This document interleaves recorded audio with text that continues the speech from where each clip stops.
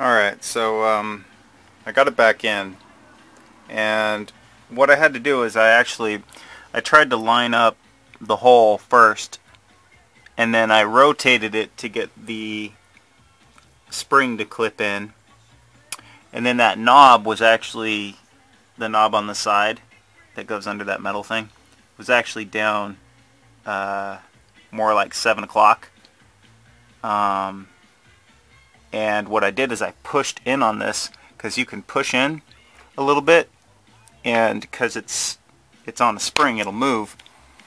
And so as I did that, I turned the engine, and the engine cranked this, and as I was pushing down, it moved that nub up to where it's supposed to be. So now the whole thing is in there sturdy. I put this piece back in the spring, the decompression lever where that attaches, and that washer that was on the case. So now I'm going to try to put the case back on, but I have a feeling that this is going to be in the way. I'll try it without taking this off first, and then if that doesn't work, then I'm just going to pull the cotter pin out, which I should just do that because it's going to make life way easier. So I'm going to do that now.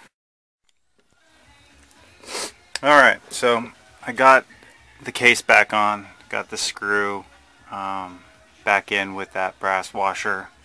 I replaced that O-ring. This thing was a pain to get out. You got to be really careful not to mess up this case because it's aluminum, but this washer that was in there was so stuck I had to chip away at it with a screwdriver in order to get it out. I left a couple of little scuffs on it, but I didn't damage it, which is good. So in order to get this thing on, you really have to just shake it, like vibrate it in, because it's such a tight fit. And then I've got my screws all laid out here so I can grab one and I'll know what goes here. And this is just like doing lug nuts. I've always kept this rule anyways. My dad taught me that when you put in all these bolts, get them all started,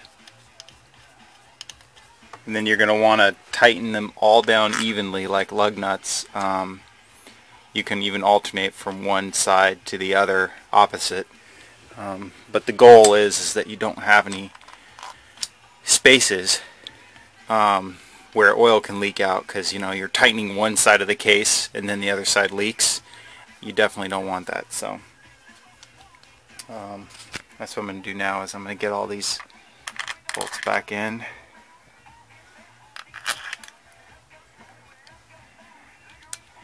That one actually goes there, because the other bolt that goes here is the one that holds the decompression lever.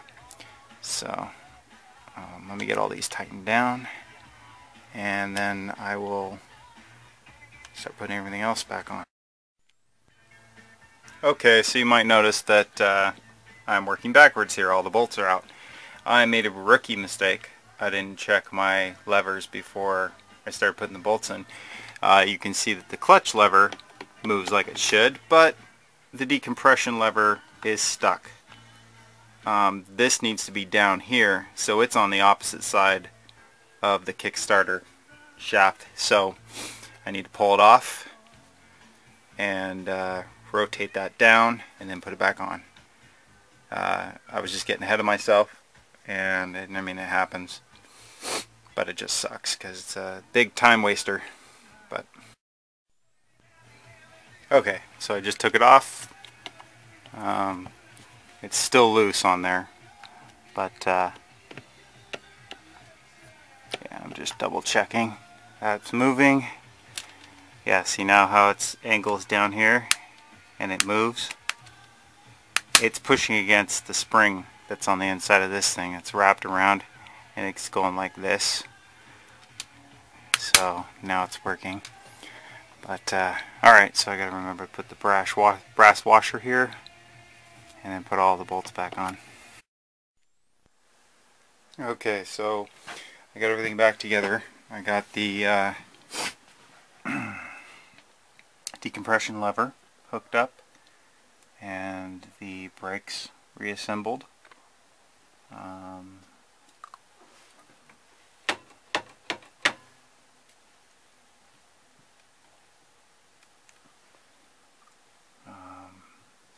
Got a new fuel filter in there.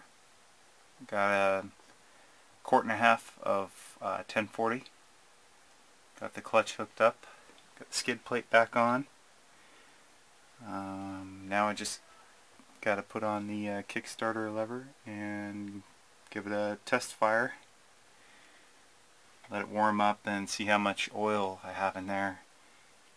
But I'm assuming it's going to be just fine. I probably won't have to add any.